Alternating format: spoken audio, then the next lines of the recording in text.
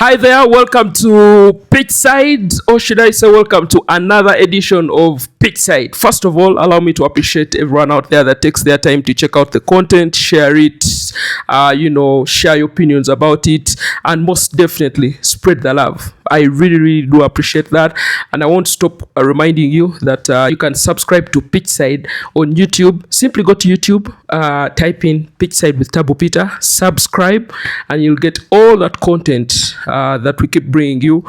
As always, Pitchside, we endeavor to make sure we bring you the big football stories in Ugandan football, but also the exclusive stories as well with Ugandan football stars. We all know the relationship between APR FC, Rwanda's most successful club, and Ugandan football. Now that for the last 2 seasons has been majorly because of the Ugandan players that have signed for APR Football Club. So far, we know for sure that Hakim Chiwanuka and Dennis Omedi have been holding the flag so high.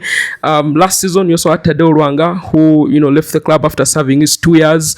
But there's a new Ugandan star in town, in Kigali, that has gotten everyone to fall in love with APR FC. And he's someone you guys all know. Last season and the season before, he really was representing to the fullest with his club, Sports Club Villa, and right now he is wearing the black and white.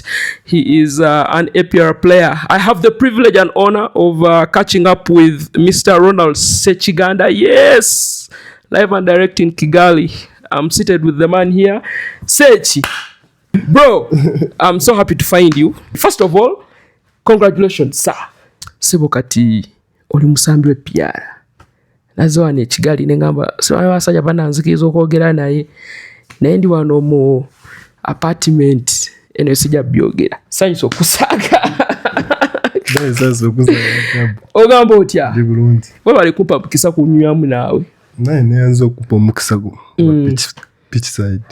Sechi tutandikirewa mbozi nga nnyingi Villa Cranes Chani walade bakusomye mu timu etandika Chani huyo toliyo pro uno oli kwe PR. But anyways, let's start with the fact that Ssekiganda, when you look at your history, of course Sports Club Villa, before that Masaza wano nawali, and here you are as a professional player. First of all, the feeling, how do you feel being in this situation right now as Ronaldo Sekiganda?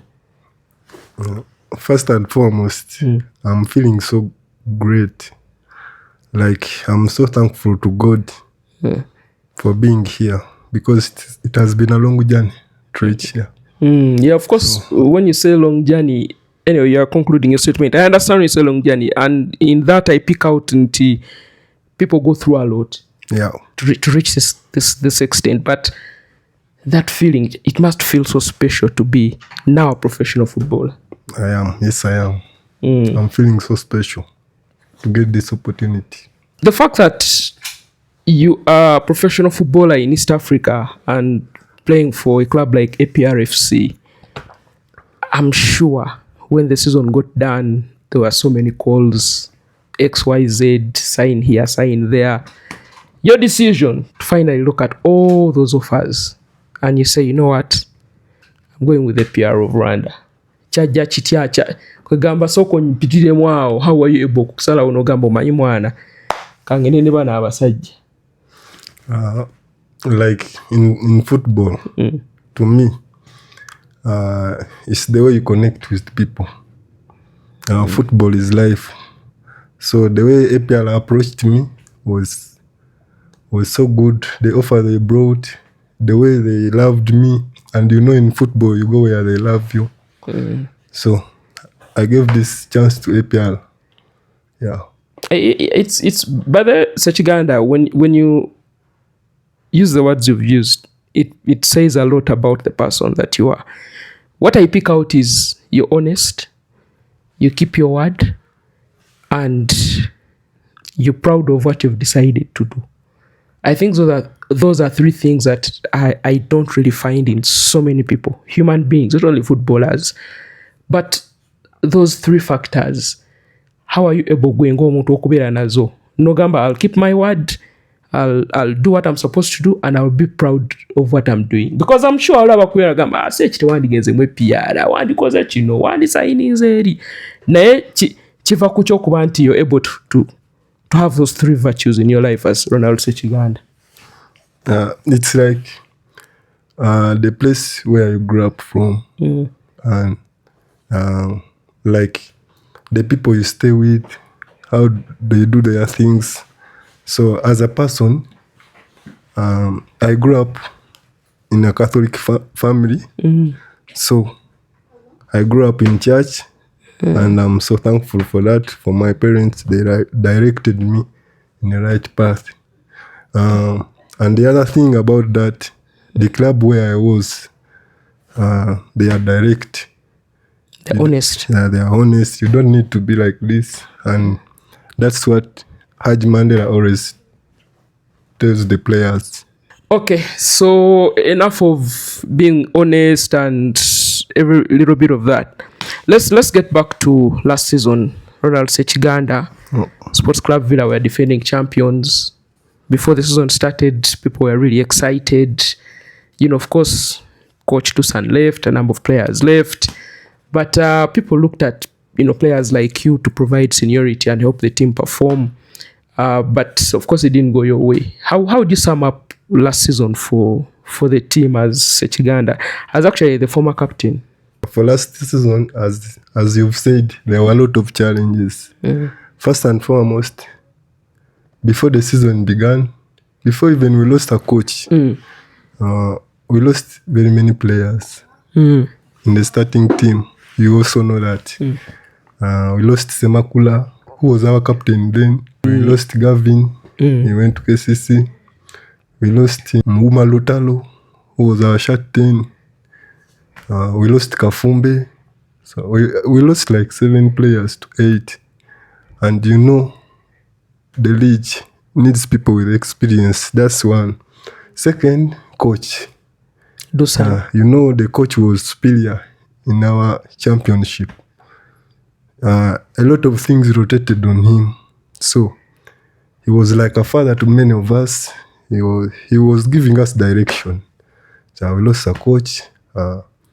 And the third thing, main thing, like when they signed players, they were a bit, it's like young players. Not exactly experienced. Yeah, so we need experience in the league. So they are good players, but they need time. Yeah.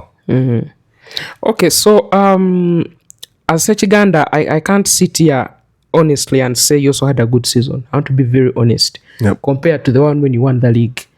Maybe from your perspective, osolo tunyonyolako kyali kityawo gwe kati fe muffe twalabanga inconsistencies naye maybe gwe ayina ensonga zo kiki oyinza okunokolayo n'ogamba nga Sekiganda maybe challenge ali weti wano ne wali.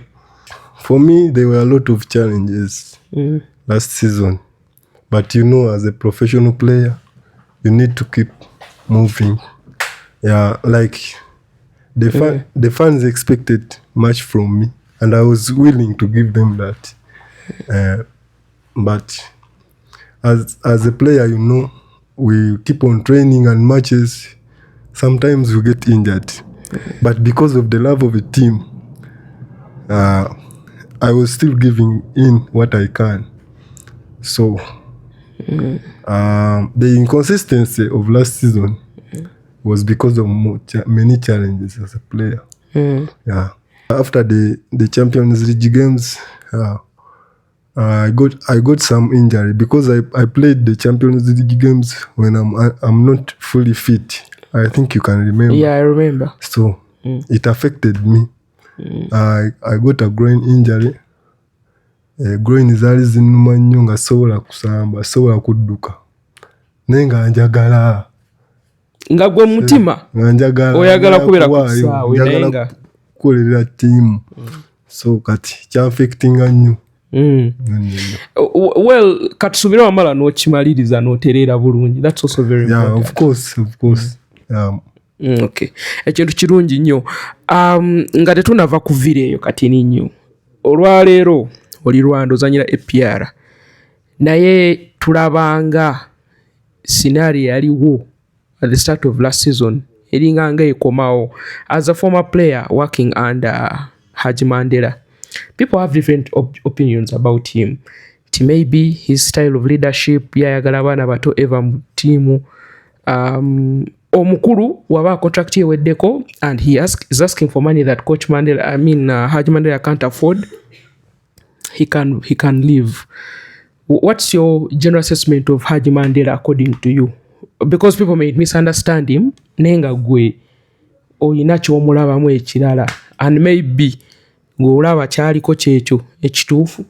Hajji Mandela, I will not talk much about him, but he's a great leader. Mukulembeze mulungi. Mukulembeze mulungi nnyo. Era ngenda twala omukisa guno okumwebaza okubeerawo omupiira naddala Sports Club Villa. Naye alina ofuna abantu abatuufu bakola nabo. Naye neyeetabamu direct. Bw'aneetabamu ojja laba nga buli kimu ku Villa kirungi. Talina kutuula eri n'abantu alina okwetabamu nga ye. Nze ndaba kyokka. Fayini yeetabamu naye abeera busy nnyo. Ate era mbalengera kugamba nti business ze ndowooza abeera busy nnyo, so nze ndowooza bw'anaatuuka nga ku ground sometimes n'alaba ekiriwo, kuba nze mmanyi musajja mugezi. Musajja mugezi ate ayagala omupiira ate agumanyi, tosobola mulimba. Ekyokubeererawo abazanyi maybe kituwe in context, how has he been able to support players? Nga bw'ogambye nti his understanding is a parent. From your perspective, how have you experienced it? For me, like the way engeri gyayogeramu n'abasambi, like abaguluminga musingi omutuufu ogw'okusamba omupiira, ebintu byakulembeza, hard work, discipline, the priorities, kati ate nga mupiira bebisooka. Ate ne ssente, omanyi omupiira gwa Uganda Hajji Mandela ateekamu bampi mu musaala anti atubaga nti mukambwe nnyo facilitating ekyo buli omu mukambwe, buli omu alina tabu, nawe oli mukambwe naye ndi mukambwe, so kati ekyo kikigiramu eyo perspective. Okay, I think painting a picture ennungi ennyo ku Hajji Mandela. Abawagizi ba Villa nga tetunnagenda mu maaso sooka obasuleyo akagambo. Abawagizi ba Villa mbaagala nnyo, mbaagala nnyo. Twafunamu obutakkaanya nabo, naye they can understand me. I know that because we were playing games, but omupiira nga tegunnatandika nga batandise dovuma kooki, batandise dovuma abasambi, so ate nga basambi bato, so kati omusambi omuntu nga n'omupiira tegunnatandika dakika 5 nga batandise dda, so kati nga nze captain nekinkwatako, I approached them. Bagamba I approached them, but nga omanyira waliwo abawagizi abakola ki, abalina ebyabwe bye bayisaawo, abatayagala Villa ku mutima. Ekino ky'abantu bakyogera nnyo, nange ne bampisaamu eggaali, naye nze ndi strong. Oliwa bat ndi strong tobitya. Kasita nze nakola kyenyina okukola, avuiki era bamala ne bakyusa nga tebakyavuma abasambi ne ba-improving, era olaba game ezasembayo nga tuli kiso, wali bateekawo embeera ennungi. Anyways, let's leave the Sports Club Villa subject at that and first come back to APR FC. Today at APR FC, first of all, you found your 2 other brothers in Hakim Chiwanuka, Dennis Omedi. How has the reception been? How do you feel being on a team with 2 other Ugandan players? The feeling is good.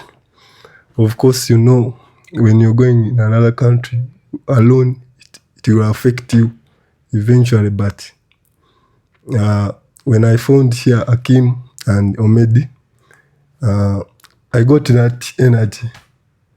So the reception is so good. They love me. They are supporting me. Essaawa eno bankyalirako ne mbakyalirako. Mu apartment ebbe kyongereko ekyo. Kiseewo kiseewo naawe atayinza okubeera awantu nga wano n'otagala nti mu apartment ey'ebbeeyi ab'e Kampala saagala ngenda funayo ku bukata weizaawo mbalage seeki wabeera abantu abamukolako abamufumbira ekimere wali mumanye nti no okubeera professional player kyanjawulo. Anyways, APR as a team, I know before you signed that contract you googled, read here and there and stuff like that. What attaches you to a club like this? Because you know that APR has been celebrating almost over 20 years of performance and excellence, and how the club started, in relation to the liberation war in Rwanda led by His Excellency President Paul Kagame. They've reached here today with all that success and all the trophies that they've won. How do you feel attached to a club like APR as Ronald Sekiganda? Like, I'm very happy to join APR because of the record it holds here in Rwanda and what it means to the people of Rwanda. I'm so happy. That's a big statement because it means a lot. I've been at APR events and I can tell you for sure that Abawagizi, they really, really, really love the club in every sense of the word. Ndi musanyufu nnyo kujoininga eno team. Ekisooka team mpanguzi kopo 23 ekyo ndowooza okimanyi mu myaka 3 ate kati nange mbadde mu Villa timu y'amaanyi record champion Ekiganda lekera mu Villa ng'ogenze mu APR kiba kikola bukozi kigata bugasi ekiri tokiyisaawo nnyo kubanga ekya 17 time ekikopo ekyokubira omusanvu kyamala ebbanga naye kyamala ne kijja ate kati nyina okyogerako kubanga fa so si kyangu bw'obadde nga ku Villa obadde ng'olina ekirooto nti bwe ngenda professional bino ne bino byerina otutuukako. Target zo kati olwaleero Ssekiganda ziri ki okuba nti oli ku club eno e Rwanda era nga watandise okusamba? Nga omanyi nga abasambi b'omupiira buli wosamba oba n'ebirooto. So kati nze okujja mu APR ebirooto bingi, buli wosamba weyongera kwagala kusamba. Ekyo ndowooza okimanyi. Ekyo I know for sure, yes. You have to improve, you have to do better. Bweyongezi. So kati waliyo AFCON, waliyo World Cup qualifiers. So nina okulwana nnyo mbeere mu kisaawe mu Kigali eno nga nubirwa national team. Wali nga tukutunulako tulabe performance etuuseewa. N'ekirala wenva wano nga nina deal endala. At least a bigger deal than this one. So the motivation is clear. Yeah. Help the team perform currently, but also if other opportunities come through, you're able to push through. I'm going to rewind your life a bit. We've been talking about APR, Sports Club Villa and all. Just briefly tell us who Ronald Sekiganda is and where the love comes from. And we get to greet you. I mean, for us, we've seen you at Villa, but before that, you have a story. How did it all start, and where did the passion start from? I have a long story. like any other African child. Yeah, and many people know it. I've been in that local football, the whole of my life, and as a young player, as a younger man, young boy, I grew up deep in village, Ruweru. I think you know there. I know Ruweru. David Rutalo. Banja abaga abe Ruweru. Kati nze ate neyongerayo ku ngenda na Kasongola. Oliwe na Kasongola? Neyongerayo ku Katonda. Omanyi otandika okusoma, mpira gwaliyo ku ssomero. Waliyo academy, like school at school. Yeah. So break that's where time, I started. Secondary, I came to Cornerstone Leadership Academy. So there was also football, but minor, not that much. So the main football started at Lunguja Galaxy Fifth. It was fifth division. Fifth. Fourth. We played one season. We went to fourth. Another season. Third. So kale twali consistent. Season isatu nga tuli mu region. So kati omupiira gwange ogusinga gutandika ogw'amaanyi nagutandikira mu Lunguja Galaxy. Era ntwala omukisa guno manager Asimwe waba gyali nkwebaza nnyo ssebo watubeererawo nnyo mu Lunguja Galaxy. Ettiimu yali y'amaanyi. Era yavaamu gwe ssebo kale ate tunagamba ki? Okuddayo emabega kokko. Ddayo era. Waliyo ttiimu ya University bbiri yazaali jono neya first. Kati nze banteeka mu ttiimu ya first kubanga nali mutono nga ndi muto nnyo. Banteeka mu ttiimu ya first ate nga sisamba. Negamba wano omusajja akola ki? Adduka n'ava mu bizibu. Njagala kusamba mupiira. Ne ngenda ku Galaxy awo. Kati ne Galaxy ne banyama ne bankolerawo license we natandikira. Aba Galaxy bo baali already abamu baali bakumanyi.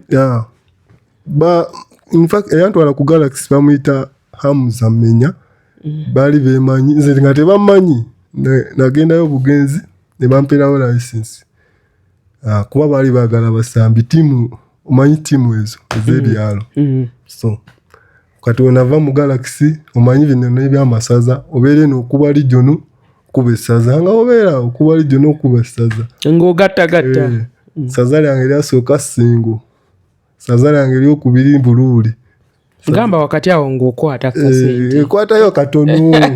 Akatono ne bakulimba tugenda kuwa zino ne batakuwa. Bakuwayo kwafu ne bagaalinda season neggwako essaza ne liggwako nga tewakuwadde. Nakuwa essaza season ey'okusatu ne ngenda awo e Bulemeezi. Kati we nagenda e Bulemeezi season ey'okuna essaza ne bampa ekikomo kya Bulemeezi. We were the champions. Kafananyi ako. I remember even that photo is popular nowadays. Nga you're skinny oyina ekikomo. So kati we twatwala ekikopo ekyo ekyessaza kyasitula nnyo abantu ne batandika okummanya.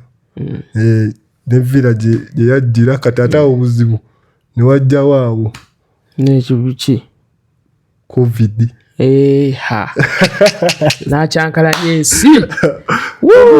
COVID yayimiriza buli kimu boy. COVID yayimiriza buli kimu. Ate mbadde mmanyi nga sure COVID najja agaso. Buli omakubira URA buli omakubira S.C Villa COVID najja.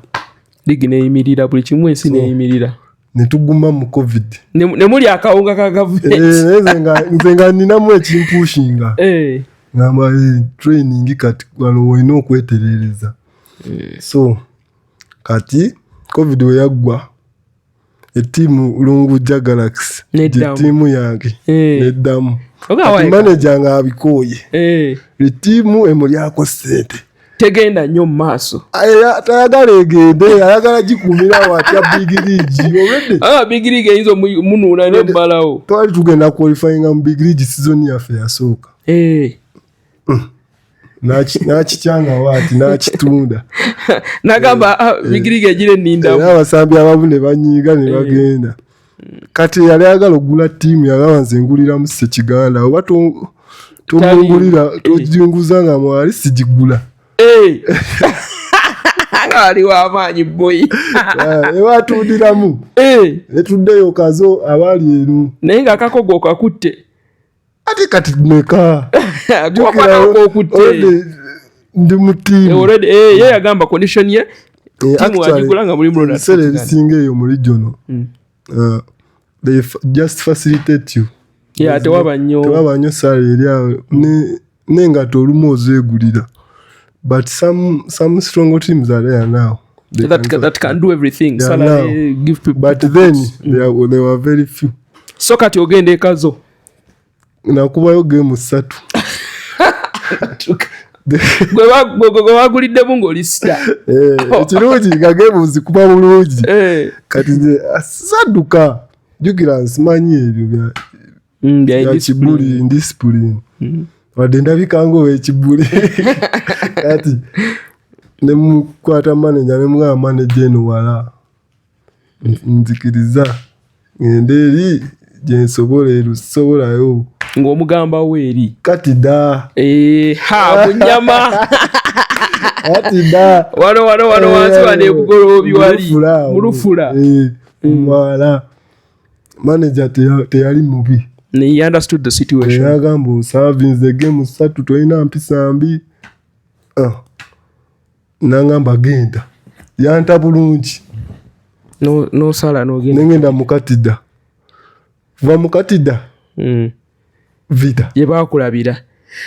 Mbadde njagala kubuuza ekibuuzo nti process y'abasambi abasinga omanyi usually when people are hunting for players or scouting for players, regional, masaza, you know, but that process of player kati tumu scouting nze Ssekiganda tumufunye vile mwetaaga, how much of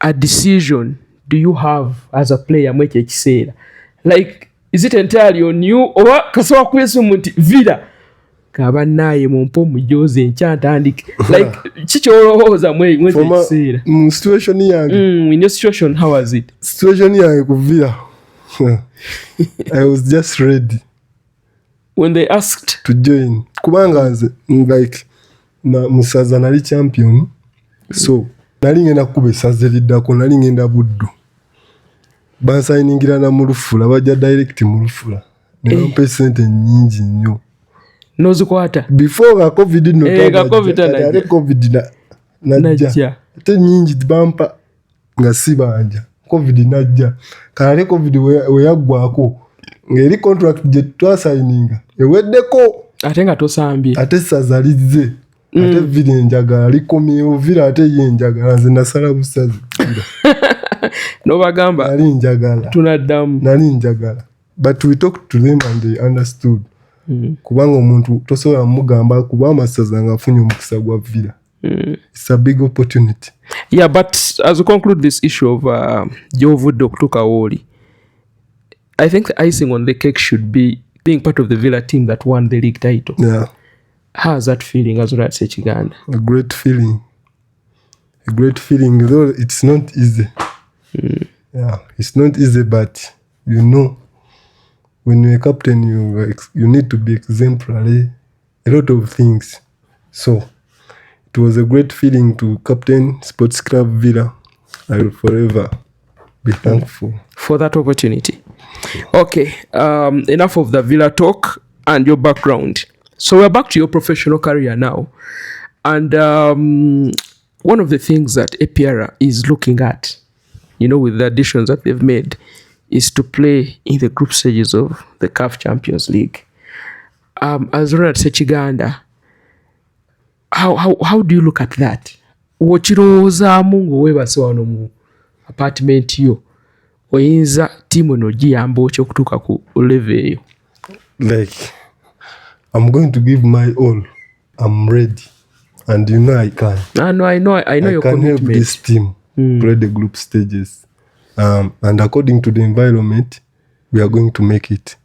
The environment is so conducive. That's very promising, that's for sure. Yeah. Okay, so let's move to the national team. First of all, Uganda is hosting CHAN alongside Kenya and Tanzania. A tournament that has gotten so many people talking, a tournament that has gotten infrastructure being built in Uganda. Hoima Stadium the pace is crazy. You know, you have other stadiums that are coming up. As a Ugandan footballer today, how huge an opportunity is this for East Africa and Uganda? It's a great opportunity. You know, when you have infrastructure, we have football. Yeah, it's a great opportunity. I will just call upon the players to give in all in CHAN. Yeah, it's a great opportunity. You know, when you have facilities, wajabeerawo okwagala kungi.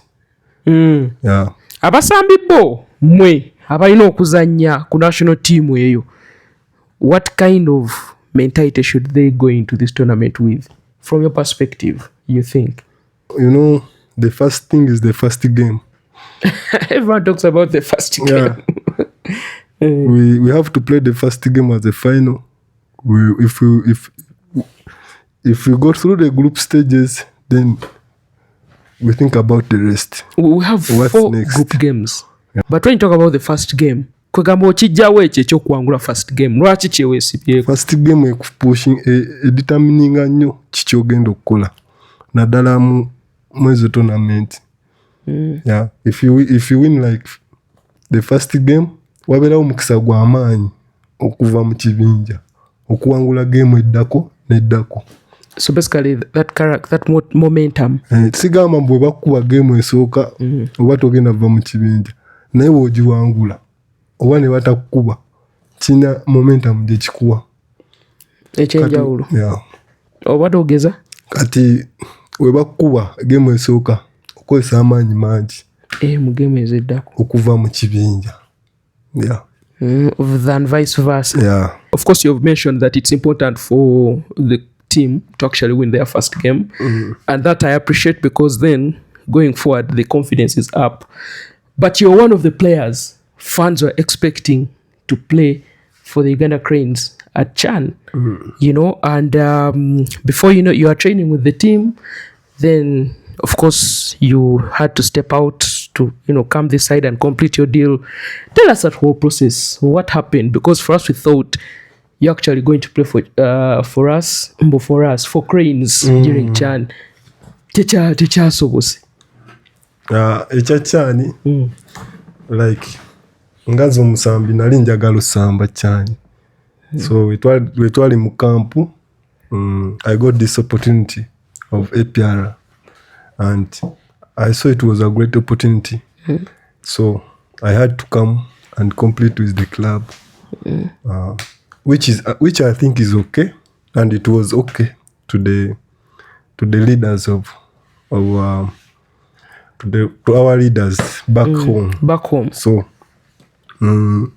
I think it's a great opportunity for another player to shine. You know, for me to shine, you remember very well, our captain Aucho had an injury. I was given an opportunity and I took it. From there I did not go back. So I think it will be a great opportunity for someone else to shine. But some people may say Sechi might have made a rash decision. Maybe should have played Chan. Then after Chan, he'll get a deal of X amount of money, maybe in another country. What do you have to say about that? Because maybe they have not listened to your opinion. Like, it's their opinion. But now, they want to call themselves good. Which they are not. And they are not.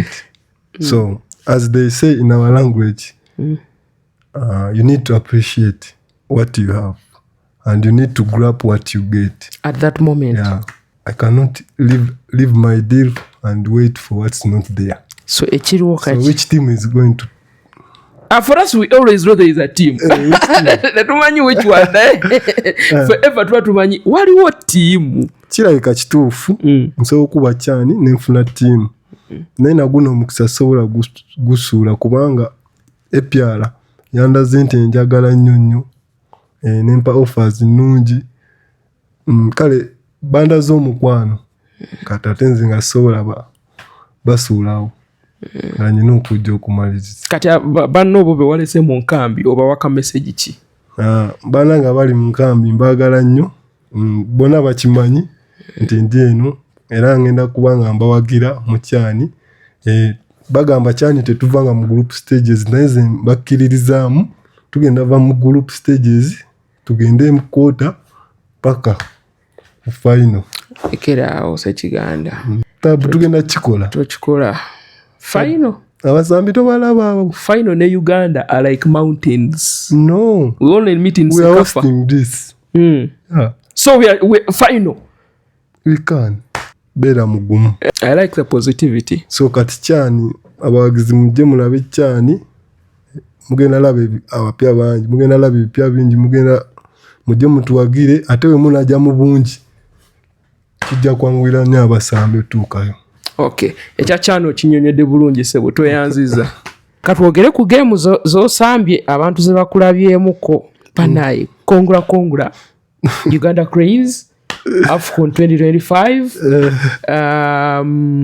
Mwatekawo embeera, by the way. Good job, because you know that it's the first time in a very long time that the Cranes won more games away than at home. You also know that the Cranes lost one game against South Africa at home. And you also know that we scored, goals all through the entire campaign. What's your assessment of the qualifiers and how the team performed?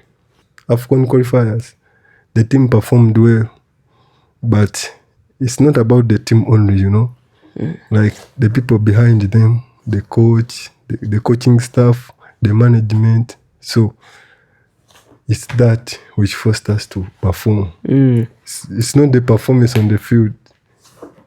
The behind thing of it. The other factors. Matters, yeah. Coach Paul put just how much did he, play a role in helping this team perform so well, according to you? And talk about the fact that he actually believed in the local best players and gave them more games to play. He played a very big role, when you are known in the national team, you need that courage to play in the crowds. It's not easy. But Coach Put is always telling players, you can. That's why he always summon local players. And he has that trust in them. He's not that coach who will put pressure on a player. You pressurize yourself to give results. He's a great coach. Oh, that's good. Ronald Sekiganda, we can sit here and you sing praises to Coach Paul Put and the team, but as you Sekiganda, there are games you played at Namboli. Just give me that experience. How did you feel about it? The World Cup qualifiers, the AFCON qualifiers. Just briefly break down for me how you felt when you were in that stadium, full to capacity. It's a great experience because as a player, a young player, when you're growing up, you always want to play for the national team with the crowds. So it's great. Binyuma ate bitiisa. Bitiisa wenjagala awo. Mpayo ka experience kamu wayimira nogaana ne obe kisaawe ekyo bakiwanike. Binyuma ate bitiisa. Ako iseyo. Kyali kitya. Mpayo mpira gw'omuze nja kuyambako. Twazanya Algeria. Mutyaba yakuba goolo. Fera yetugamba omwana oyo. Second half nejja mudakikeza Algeria egulembedde goolo 2-1 kyatabukamuko kakati ne wajja Sekiganda oyina omupiira gwe wafuna n'ogusiwoti era ne wakuwabu sekendi 2 balabe kyokizzaako ne zisukkamu gaba omupiira kati ate n'onoonya n'oguzza emabega bandange sawa kyonna kyagala kulya naye ngabirani tebanga mama kugabira naati woli wanegede erinnya waskaninga nga tolina gwolabawo nogaba kukolebabeka naye nga experience like kikuwa maanyi. And how do you recover in case you've had a bad game? Well, it's like mentality. We always have bad games and good games, so you just think about the good game you played, and that's what keeps you going. Okay, so AFCON 2025 is coming. You know very well the last time the Cranes played at AFCON 2019 in Egypt, they reached the round of 16. So as Ronald Sekiganda, what's the target, and what should fans out there expect? The first thing always is the group stage. You cannot say we want to be in semi-finals when you're not through the group. So first, you need to first fight. You get through the group stages, then you think about the rest. You cannot just put a target as a player. So, as a player, I will be so happy to play AFCON 2025. What's your message to the Ugandan fans that always fill the stadiums, sometimes criticize you guys, sometimes support you? Let's be there. Our fans, we are going to give in our best. We are going to go through the group stages. We are going to give our best bye tusobola byonna tugenda biwaayo okubasanyusa, so mubeereyo mutuwagire. Mwebale nnyo. Olwaleero ozanyira APR naye wali omwana eyo agenda olaba interview eno nga naye yeebuuza kisobola okuba nga Ssekiganda alina kikopo kya liigi kati uno ali mu APR.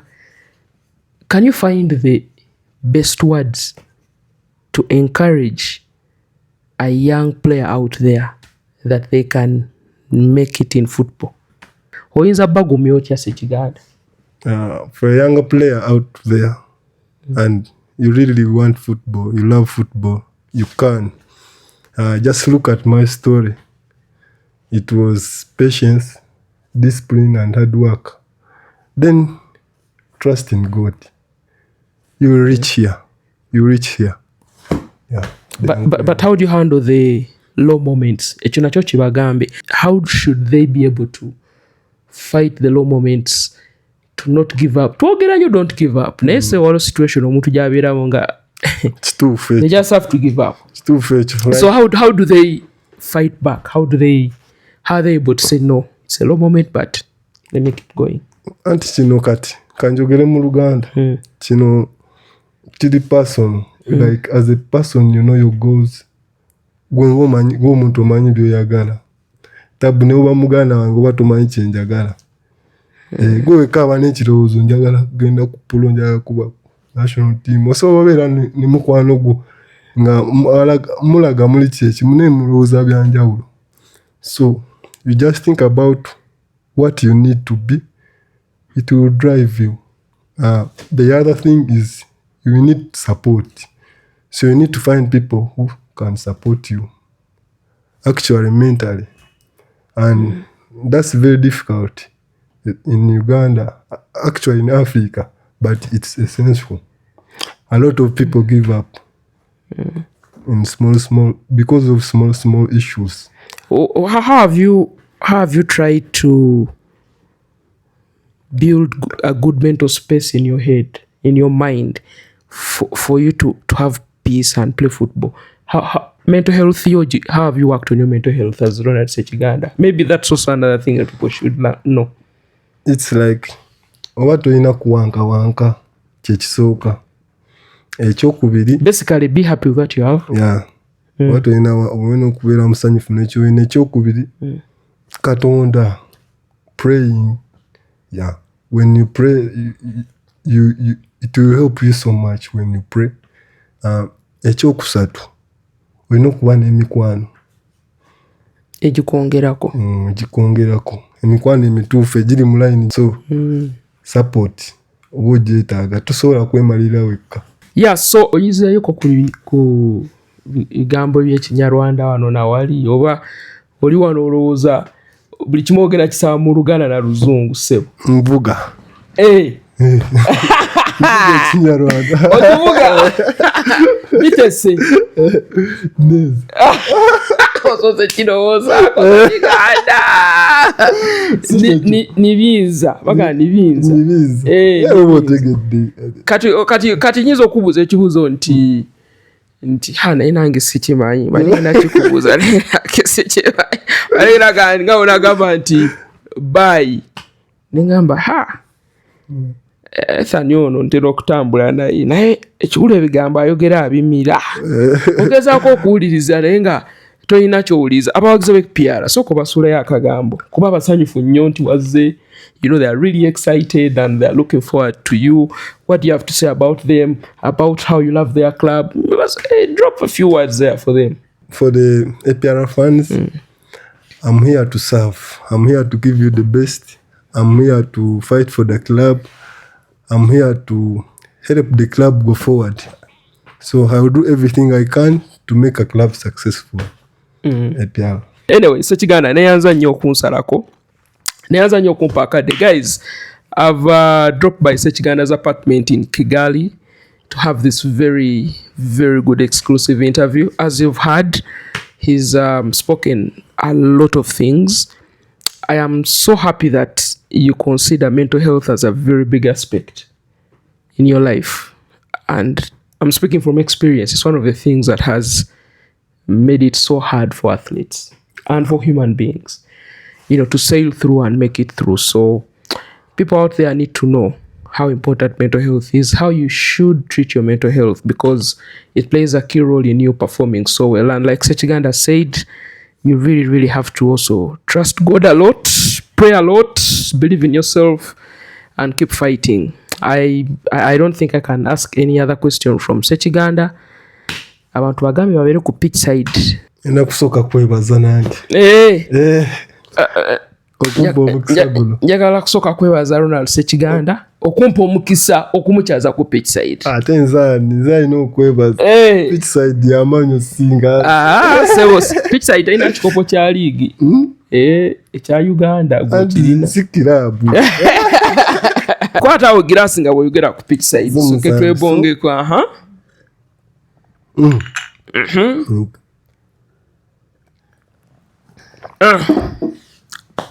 abantu mwena musubscribinge ku pitch side, mlikinge kyekirala tabu. Tugende mu maaso. Tulinze mujozi Ronald Sekiganda. Twamutuuseko wano awadde ensonga ate kirabu yakalonki g'emijozi ate teginajja ate biki. Naffe weetuli wetumulabirako era guleeta nga kuliko Sekiganda. era guleeta. All right, so thank you so much, Sebo. I appreciate, like Sekiganda said, please subscribe. Don't forget to share your opinions and everything, guys. We'll be bringing more of these exclusive interviews. Musigare ku pitch side. Cheers.